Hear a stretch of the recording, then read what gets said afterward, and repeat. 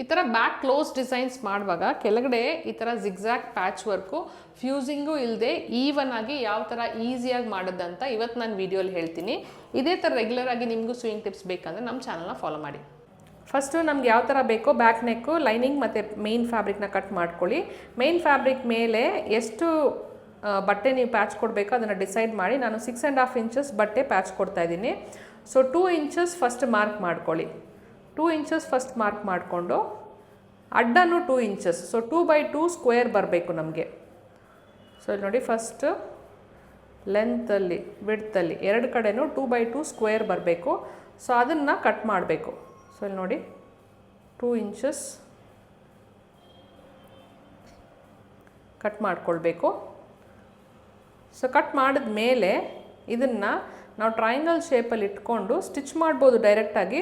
But ನೀವು ಒಂದು ಸಲ ಅಯನ್ ಮಾಡಿಕೊಂಡ್ರೆ ಸ್ವಲ್ಪ ಸ್ಟಿಚ್ ಮಾಡೋಕ್ಕೆ ಈಸಿ ಇರುತ್ತೆ. ಸೊ ಇದಕ್ಕೆ ಕಾಟನ್ ಇಲ್ಲ ಸಿಲ್ಕ್ ಆ ಥರ ತಗೊಳ್ಳಿ. ಸೊ ಅಯನ್ ಮಾಡುವಾಗ ಈ ಥರ ಫ್ಲಾಟಾಗಿ ಕರೆಕ್ಟಾಗಿ ಕುತ್ಕೊಳ್ಳುತ್ತೆ. ಸೊ ಇಲ್ಲಿ ನೋಡಿ, ಟ್ರಯಾಂಗಲ್ ಶೇಪಲ್ಲಿ ಅಯನ್ ಮಾಡಿ ಇಟ್ಕೊಂಡಿದ್ದೀನಿ.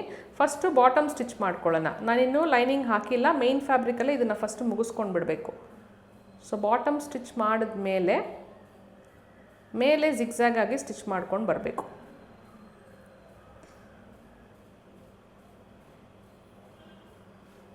ಸೊ ಈ ಥರ ಪೀಸ್ ಕಟ್ ಮಾಡದೆ ಮಾಡುವಾಗ ಈವನ್ ಆಗಿರುತ್ತೆ. ಒಂದೊಂದು ಟ್ರಯಾಂಗಲ್ ಶೇಪು ಪರ್ಫೆಕ್ಟಾಗಿ ಈವನ್ ಆಗಿರುತ್ತೆ.